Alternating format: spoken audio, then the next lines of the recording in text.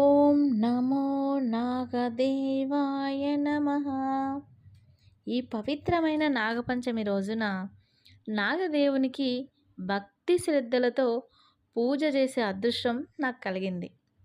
నాగదేవుడు మన సంస్కృతిలో ప్రకృతికి, జీవరాశుల రక్షణకు ప్రతీకగా భావిస్తారు. ఆయన అనుగ్రహంతో ప్రతి ఇంట సుఖశాంతులు, ఆయురారోగ్యాలు, ఐశ్వర్యాలు నెలకొనాలని మనస్ఫూర్తిగా నేను ప్రార్థిస్తున్నాను. మనం ప్రతి జీవిని గౌరవించి ప్రకృతిని కాపాడితే అదే నిజమైన పూజ అండి. నాగదేవుని ఆశీస్సులు మీ అందరిపైన కూడా ఎల్లప్పుడూ ఉండాలని నేను మనస్ఫూర్తిగా కోరుకుంటూ మీ అందరికీ నాగపంచమి శుభాకాంక్షలు. ఓం నమో నాగదేవాయ నమః.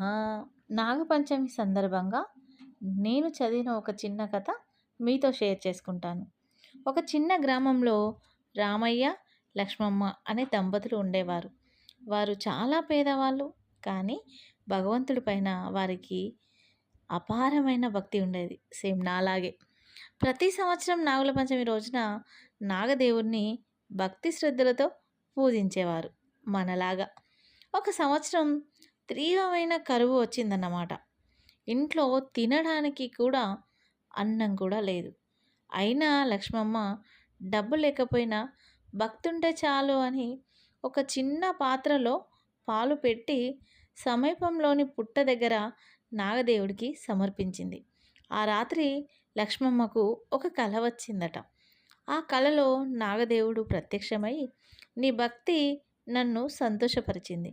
నీకు ఎలాంటి కష్టం వచ్చినా నేను నీ కుటుంబాన్ని కాపాడుతాను అని ఆశీర్వదించాడు.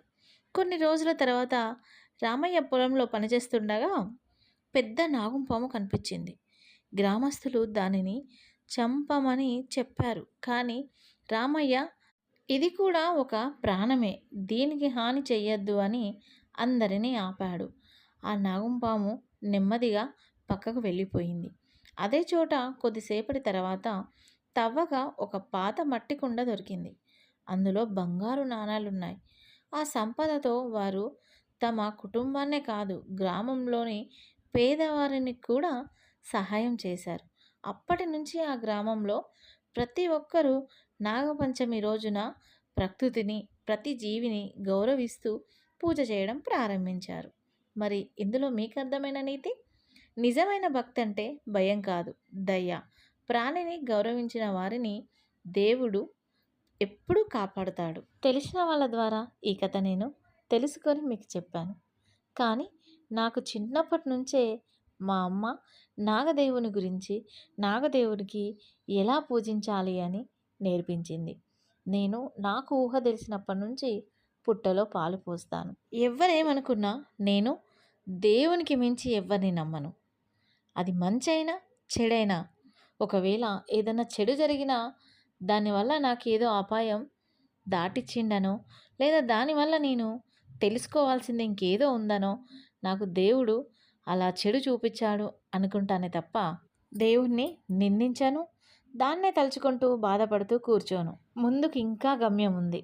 దేవుడు నాతోటే పాటు నన్ను ముందుకు నడిపిస్తాడని నేను గట్టిగా నమ్ముతాను. మరి వీడియో చూశారు కదా, అలాగే ఈ కథ కూడా విన్నారు కదా, మీరేమనుకుంటున్నారో?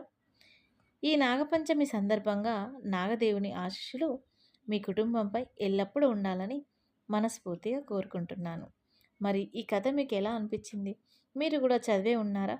చదివితే ఖచ్చితంగా కామెంట్ చేయండి. అందరికీ నాగపంచమి శుభాకాంక్షలు. ఇప్పుడు మీకు వీడియో నచ్చిందా? నేను చెప్పిన కథ మీరు విన్నారా? నచ్చితే మాత్రం లైక్ చేయండి, షేర్ చేయండి, కామెంట్ చేయండి.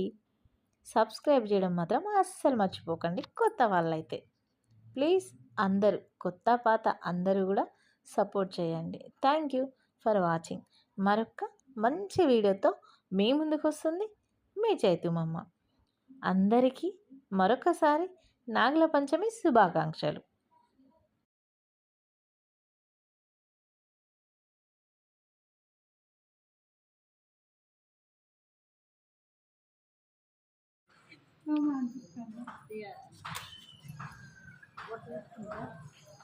మొక్కు బొట్టు పెట్టుకో, దండం పెట్టుకో.